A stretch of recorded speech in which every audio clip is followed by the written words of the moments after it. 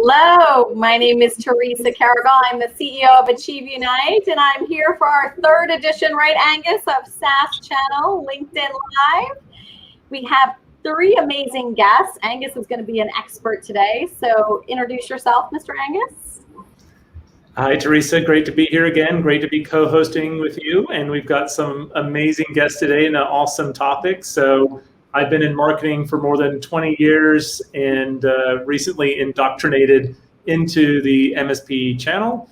A little bit of a fun fact about myself. I got the chance to be in Hong Kong for a couple of years to actually bring a new product to Asia. So every other week I was on the road or an airplane flying to Taiwan or India. And it was a lot of fun and a great learning experience. I love that. Wonderful. Well, Claudia, please introduce yourself. We're so glad to have you today. Yeah. Hey, Theresa. Thanks so much for this opportunity. I'm excited to be here. So my name is Claudia Lee, and I'm at Nutanix, and I own partner marketing, which means all things channel marketing, messaging programs, and also alliances and OEM marketing. So I'm looking forward to geeking out on channel marketing today. We are and a fun fact, I'm going to riff off of Angus's fun fact. I love to travel as well, and I had the opportunity to live in Asia for a couple of years for work and for study. But I actually hail from Pittsburgh, Pennsylvania, which everyone is very surprised about. So I'm actually from the Midwest, but I love to travel, and I've had the opportunity to live in a number of continents and cities. So it's been a cool experience for me. What countries did you live when you were in Asia? So I lived in Hong Kong as well, Angus, and I lived in Shanghai for a time, and then also a small town in China called Xiamen, and I just took that opportunity to travel all through Asia during that time as well. Wow, that's wonderful. Which is Asia is having, I understood they're going into more lockdowns, so it's quite challenging right now. So over to you, Mr. Don Jeter. Hey, Theresa, thanks for having me. Don Jeter, SVP of Marketing for Pax8. Fun fact about me is Pax8 recently expanded into the UK, and we've partnered with Acronis to sponsor an Arsenal pitch day event. I know nothing about soccer or football, so to celebrate, I've grown out a Ted Lasso mustache to show my ignorance for the sport. But yeah, super excited to be here, and thanks for the opportunity. Oh, that is terrific. Well, that's great. Well, good. So let's dive in. Today's topic is about channel marketing. We're going to touch on MDF. We're going to touch on digital trends. So let's open up macro. What do you see happening in this channel marketing arena? What are the trends? What do people need to be looking out for? Angus, why don't you start us? Sure. So I think the channel has been affected just like everybody else with this dramatic change in this event that happened over the past 12 months. So one of the things that I'm certainly seeing is just a tremendous growth in SaaS applications and a dramatic acceleration in digital transformation, which was already happening. So there's something like 11,000 SaaS companies out there now, and about 70% of organizations are saying they're using mostly SaaS at this point. And I still think that there's a big disconnect between SaaS vendors and the channel. There's some SaaS vendors that really get it, and there's some resellers, IT resellers, that really get it, and they're starting to take share and own the market. But outside of Microsoft 365, I think there's some pretty cool, innovative SaaS applications that the channel can take advantage of. So I'm looking forward to seeing that happen. Wonderful. Yeah, agreed. There's a lot of innovation happening in the tools and the automation space and the applications. All right, Claudia, tell us what you're seeing in your crystal ball. Yeah, well, I mean, I think that the space of channel marketing has seen a lot of the same trends and impacts that all of marketing has, right? I think this past year was a really, in a way, eye-opening experience for all of us as marketers, because we all had to pivot pretty quickly to all things digital, all things virtual, right? The traditional mix of marketing types of activities and events just wasn't possible. And the really positive outcome of that is that we've actually been seeing good results, right? So on our team, in particular when last spring, when COVID started really, unfolding and impacting everybody, we saw a 4x jump in our partner marketing platform. And those types of activity levels have actually held ever since, right? So I think that was a really great experience in a way to make a silver lining out of a challenging situation, that we realized that digital marketing was a very important part of the marketing mix that we had neglected. And then the outcome of that, I've seen a lot more activity within just my network and colleagues, reaching out to me, that it kind of opened all of our eyes to the fact that if we're going to do digital marketing at scale, it just opened up the aperture for all of us as marketers to take a look at our platforms that we're using and making sure that we're providing the right unified experience for partners, as well as ability to collect data and thus result in ROI. And we'll talk about ROI in a second. Absolutely. But those are all connected things that we've seen happening that I think is going to only become more important. Well, we see 85% of vendors compete on customer experience. With the advent of COVID, we see similar numbers. So as a vendor, you're going to compete on your partner experience as much as you are on your products and solutions. Absolutely. All right, over to you, Mr. Jeter. Tell us what you see in your crystal ball. Yeah, I think to kind of continue on that partner experience, I think, marketing has relied on events in the past a lot to deliver an experience. And a lot of times we think of the value marketing provides at those events. It's typically kind of an education and enablement, through an education and enablement lens. We're always trying to add value to educate and enable partners to adopt new solutions or, evolve. And I think a big trend you're seeing right now, specifically in the channels kind of around education, you're seeing a lot of consultancies get acquired. And that to me just shows that people are, vendors and distributors are doubling down on that education piece and really trying to own the delivery of education in a new digital format. So we're really invested in trying to bring a really unique experience to the partner through online peer setting, kind of cohort-based learning. And I think that that's not going away. And you look at this across a number of industries. You think of master class, or you think of I think Professor G. Scott Galloway has a courses out there. And I think that that's where I think we see things going. Education, even at the university level, is being disrupted right now. And so if a big investment in education enablement, specifically digital education enablement, is a big trend right now that we're seeing. That's terrific. And you're participating in a lot of that and leading a number of things, I understand.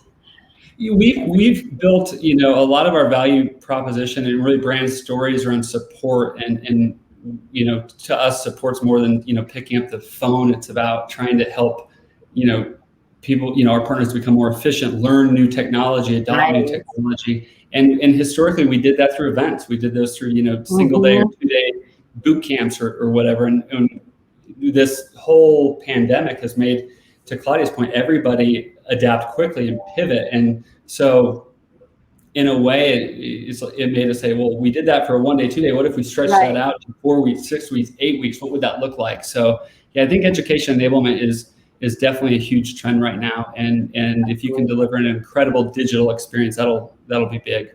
Yes, agreed. Yep. Well, so let's talk about, as a CMO, Angus, what do you see relative to channel marketing? And it's okay to get provocative here. I think it's okay to disagree. So let's get some things out on the table. Well, I'm looking forward to Dawn's comment here. But on the channel marketing side, one of the areas that I've really focused on in the past and seen some good success is just establishing kind of the baseline around engaging your partners and finding ways to really partner with your partners, and co-branded collateral, co-branded campaigns, I think, are some of the fundamentals that are absolutely required to do that. And if you can establish a good partner value proposition and then build that co-branded collateral and those co-branded campaigns around that, to Dawn's point around enablement, but also supporting them on thought leadership, I think that can go a long way. we had a sell-through campaign at a company I worked for where some of our partners saw a 25% attach rate to an existing product that they were selling. They were able to add this additional product through all their existing customers and do that within 30 days. And it's really satisfying to see an opportunity, understand that partner may have trouble executing on that opportunity, and put a campaign in place that they can essentially click go on and really see the uptake in additional revenue and engagement because of that. That's terrific. One of the things that we have also seen that we have to be very careful of in this channel marketing arena is I see vendors putting their marketing organization in competition with their partners. So where did the lead get sourced from, right? And I'm not sure that's a good thing, but I'd be curious, Claudia, as you talk about what you're seeing, your opinion on that. Yeah, I mean, I'll be honest, I'm still learning, right? And I don't think we figured this out as an industry as well, right? Like we are sometimes in conflict with our partners, right? And I don't actually come from a channel marketing background originally. I actually started in solutions marketing, and then that evolved into partners because, you want partner technology to work with yours to have a true solution. Right. And then that evolved into all things partners for me. So that's a long way of saying we're open to trying to figure this out with partners. We've tried to build a process and a platform where the partner gets to choose, right? There are partners that love our platform and they actually want our teams to be working with them to follow up on the leads. So we enable that. And then there are partners that want to own their own leads, right? So we enable that in the process as well. And then the third piece that we're actually working on from a technology standpoint as well is now to be able to share the leads that Nutanix is getting with our partners as well. That's kind of the end goal that partners would love us to be able to do in an automated, scalable way. And that's actually that third step that we're building now. There's so much power in that. And if you can find that right balance between, I can pass this lead along to one of the partners that's really investing in our strategy, really engaged in what we're doing. And at my last company, we started doing that because we were 100% channel, so it was quite easy for us to do that. But I can remember just a few examples. One partner said, "This is the first lead you guys have ever brought me in like almost 10 years." And it just changed the whole relationship, right? Absolutely. And another partner said, "You got me a city. I've been trying to get into government, and now I have a city as a customer." And then a third example was this one rep. We satisfied with one lead his quota for the whole year. So, I mean, just in terms of engagement and teaming with partners and creating that loyalty, I don't think there's anything more powerful than that. More powerful. But it's hard to get it going. It is hard, yeah. I mean, I've been here in this role for a few years, and I've been at other companies. I talked to colleagues, and what you described, Angus, I can understand why the partners were so delighted, because as a vendor community, we're also trying to figure out the technology to be able to do that easily, right? So yeah, that's kind of the next phase that we're working on in our team. Absolutely. All right, Don, let's weigh in on your view of MDF, your view of channel marketing leads. Go ahead, give us your opinion. Dun, dun, dun. Yeah, no, I don't. It's interesting because it is super complex. I'm with Claudia. Like, you have all these different CRMs, partners, may have a different technology stack. How do you pass leads? There's channel conflict to navigate. I think MDF, marketing as a whole, the outcome you want is a sale. And I think that one of the things we've heard consistently over the years with PAX 8 is our partners list sales and marketing is typically the top challenge, especially in the MSP space. It's pretty consistent, and Angus can attest to this. They say marketing's hard. We don't have a sales team, and so the idea of MDF and funds being passed over to a partner, a lot of them are really capable to allocate those funds and spend really efficiently and use them, but if sales and marketing are a challenge, we're really interested in the idea of how do we skip all of that and just give them a really qualified lead, like more qualified than I clicked on a white paper, or more qualified than I picked up a call, but really trying to deliver a super, super qualified, ready to buy type lead. and guide that lead all the way through the process. And so I don't necessarily have an answer on MDF. We're very interested in kind of the next, version of that, which is like helping our partners really get, sales closed. But to Claudia's point, there's a ton to figure out there, and we've been really intentional about going slow and trying to put a strategy behind it that really, really scales and has the partners, has the partner in mind as we build it. So yeah, that's something that we've been working on. Well, go ahead, Claudia, please. Oh, I was gonna say, I love that you guys are questioning the status quo. Like, does everything need to be MDF, right? I mean, that's a great point. Ultimately, if you're passing a qualified lead, that's even more valuable than funding to execute something that eventually might become leads, right? So yeah, I mean, I would love to learn from what you guys are doing too, because we're also just trying to rethink MDF and say, hey, we're doing traditional MDF. There's things that are working, things that are not working, but eventually can we get to a point where you don't really need MDF in all these use cases? Can we make MDF more like an invisible tool, right? That just enables what you want to do. Yeah, the easier we can make it. I mean, I think that when you pass over, it's almost a burden sometimes, I think, also for the partner to be like, how am I going to, use all this MDF? What do I do? I need help with this MDF. And really MDF should just lead to sales. Like that's the outcome you want. So if you can take some of that heavy lifting off the partner and almost have it be, just an always on type thing for them with really qualified leads coming in, that's a challenge, but that's something that we're trying to figure out. I think it's really interesting what you're both talking about because, I got into the world of MDF, so I'm like, okay, I have to do MDF. It's just what's expected, right? And I was really scared about, frankly, using MDF because it's how do you measure it? How do you make sure that you're going to get any kind of return? And it's just like handing out cash. But what we did, which was very sort of basic, but it did work, was joint events where we would both put in an equal amount for the event. And we had this one series, I think I got the idea from somebody else in the channel, which was around security to not hire, but bring in somebody from the FBI because the FBI is doing all this outreach. And you'd get 50 to 60 people at a time coming in just because they'd hear the FBI speaking about, cybersecurity threat and how it affected the channel and all the security growth. But you're both talking about this is a different world now. How we go from events to digital, and how do we talk about MDF, and using your words, Claudia, being invisible and facilitating, new logo or lead acquisition for the partner. That's really interesting.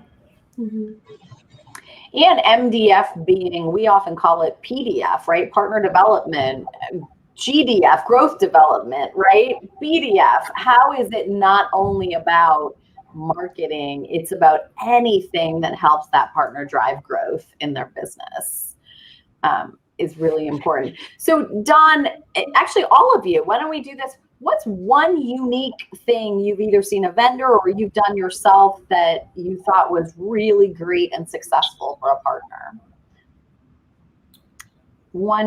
Something really unique that you haven't talked about already. Angus, I'll put you on the spot. Sure. I'm going to answer by using something that's not unique, but I feel like we did it better than a lot of places I've seen it, which is the quarterly business review. So this is actually an approach that we worked on together, Theresa, and got this idea from Microsoft, and then you provided the framework for us. But Microsoft talks about, and maybe Don knows a bit about this, looking at 0 to 15% adoption, 15 to 40% adoption, and then more than 40% adoption, and really targeting their cohorts of partners based on that level of adoption. And so we changed our go-to-market around 3 different mechanics. And our QBR process for the 0 to 15 and the 15 to 40 was all about how do we get them to the point where they're 40% adopted, where we have that penetration into the partner. And so the QBR would talk about their business, their priorities, and then we talk about our programs to support their priorities, whether it was growth or risk or cost. And then we'd have a plan on a page, which we'd measure against quarterly, and they would score us. And this would all go into our CRM. So I felt like that, plan on a slide and that scorecard on a slide and that synchronization with the CRM really helped align us with their goals and the programs. We had 5 programs in place to support the execution there. And I really like being able to measure that adoption as the key metric. It's a great example and very leading edge in the simplicity of how you were doing planning and QBRs too. Was really fantastic. Couldn't have done it without a Chief Unite. So there you go. Oh, thank you very much. We just did one. I'll just do a quick one. We did one. Many of you know how important leadership is to me. And we did an MDF-able program around leadership, and it was pretty transformational for both the vendor and the partners who participated.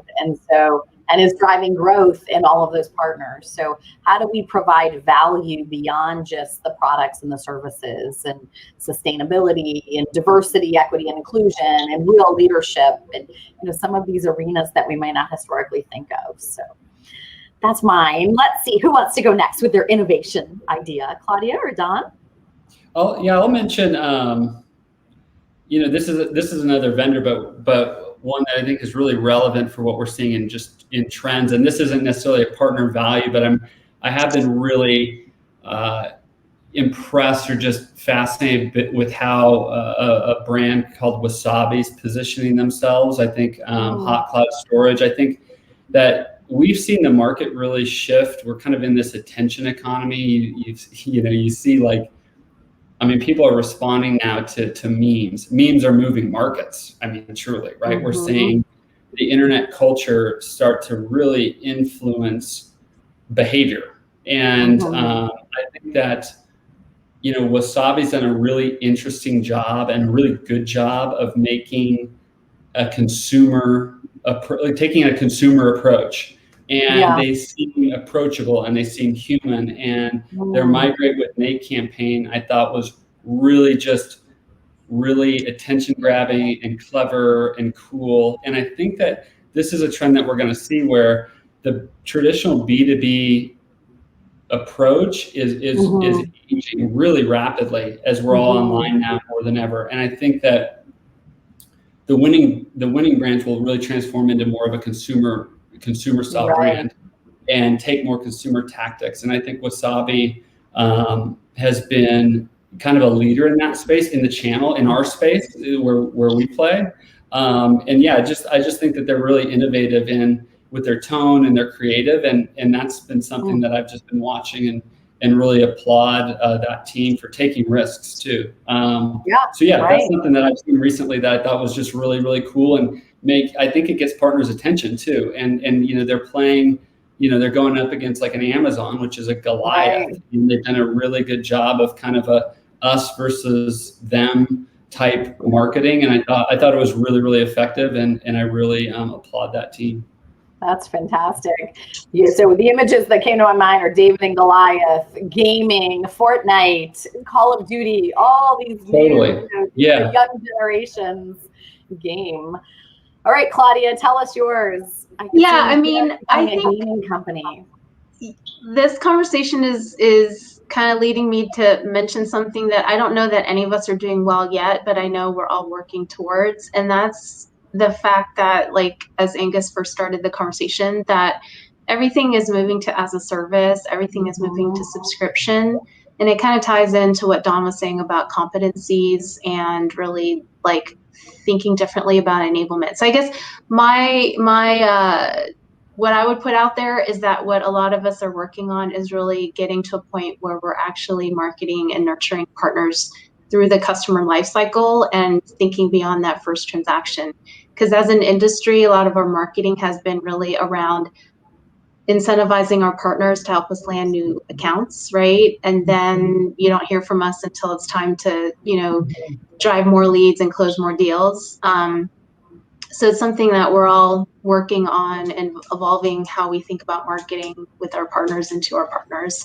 It's really that whole life cycle view of things, because how how customers are spending is changing, and therefore how we need to enable our partners is changing. That's fantastic. It's true. It's the whole, I love the whole life cycle. All right, last question before we wind up today. The last question is, if you want to give one piece of advice to the vendor community, to the SaaS companies out there, what is your one piece of advice around channel marketing? And in your case, Don, MDF. Go ahead, Claudia. Or Don, you want to go first? Yeah, I mean, mine's pretty simple. It's not like there's one thing we all do, but one thing that I learned along the way is that I would take a look at your platforms. So the rest of marketing, right? There's so much money spent on marketing tools. And I feel like channel marketing has actually been underserved for some time. And I think that the channel marketing leaders of today and the future are really thinking through that everything starts with data and the partner experience. And the more you can unify that, the more you can have your data in one place, the more you can have your partners all having a unified experience. So for our team, we've really spent the last few years just thinking through the platforms and our strategy. It's almost like we've actually learned a lot along the way, because I almost feel like I understand Nutanix customers a little bit better now, because our customers are buying our technology that has to work within an ecosystem of other technologies to accomplish what they're trying to do. And it's so obvious, but it was like an epiphany in my head when I realized, hey, that's what we're trying to do with our channel marketing platform stack, right? Like, you know, how do we configure the fewest amount of technologies in a way that they're all talking together, that ultimately present a very unified, beautiful experience for our partners? Fantastic. So I would say look at your platforms, think about what your approach is with your platforms. Wonderful. Don. I think my advice would be, you know, something that we've been really intentional about at Pax8, which is really investing in community and community building. If you look at the best brands on the planet are so much more than a product, right? And you can look at all the great things, right? Apple sells computers, but they also sell creativity. The sense that, hey, if you have an Apple, you're really creative. You know, Tesla, you know, there's a huge community around Tesla. It's almost like a personality, if you're right. And same with like Peloton. They sell a bike, but really the product is this community that's around this bike, and this sense of you have membership into this, you know, health-oriented lifestyle community. And so I think if you can, you know, from a marketing perspective, it's really your job to help build that and to create the conditions for a community to grow. And you do that through, you have to add value, and you have to create an environment where peers can learn from each other, and it's not you marketing. I think what it was brilliant what you just said, Claudia. Historically, it's like, hey, marketing is like, here's a feature, here's a function, buy this product, be successful. I think it's completely changed now, and community is the most valuable asset of an organization. And we've really invested in that, and we've done it through education enablement in a very digital way. So that would be my advice, is really double down on community. I love that. And 75%, in some cases 80% of the sale is done before someone ever talks to another human being. So community and digital, and the importance of cross-training our marketers and our sellers and our strategy folks. You know, I think there's a big skill development thing here as we talk. Okay, Mr. Angus, take us home with the last one. What is your advice to everyone? I love Claudia's about platform, because there's so many out there today. I mean, there's so many apps out there. It's just so complicated to work with all the tech. And I love Dawn's about community, because we do want to feel part of something. I think I'll go back to what we were talking about earlier. And how do you, as a company serving your channel, your resellers, provide leads or help on the marketing side that much more easily for your partner base, and make it something that's special and unique to you, something that represents your brand and your go-to-market and your value proposition that somebody else or another vendor can't do as well. Absolutely. And that's my business partner behind me there. So we're going to wind up for the day. I loved platform, community, lead generation, and cross-training skills. So those are our 4. And any one final comment from any of you? Floor is open. I would just say this is an exciting area. I mean, there's a lot of change and innovation that I see talking to colleagues, and it's really great to learn from others in the industry. So, yep. I think really marketing is more important than ever. You all are the life of companies, so it's quite exciting. Yeah, I really enjoyed the conversation, and I think just because, Dawn, at Pax8, you guys are so focused on community, I really thought it was interesting how you've moved to that sort of online sort of extended learning, cohort peer-based type of thought leadership and education experience. I think that was pretty cool. Yeah, it's just a continuation of what we've been doing in the field. And I mean, it really builds on the success that the team has had in the field with partners. And that's very peer-to-peer. Like that peer-to-peer event is very powerful, and trying to bring that online has been a challenge, but we're really invested in that. And that's through that Pax8 Academy, which is a big bet for us. So yeah, thanks, Angus. Good luck, you all. Thank you so much. You all did a terrific job. And tune in next time. We will be having our 4th in the series. And then we're going to be starting another 4 in the summer and fall around different partner types. So look for more from Angus and I. Thank you. Thanks, everyone. Thanks, everyone. Bye.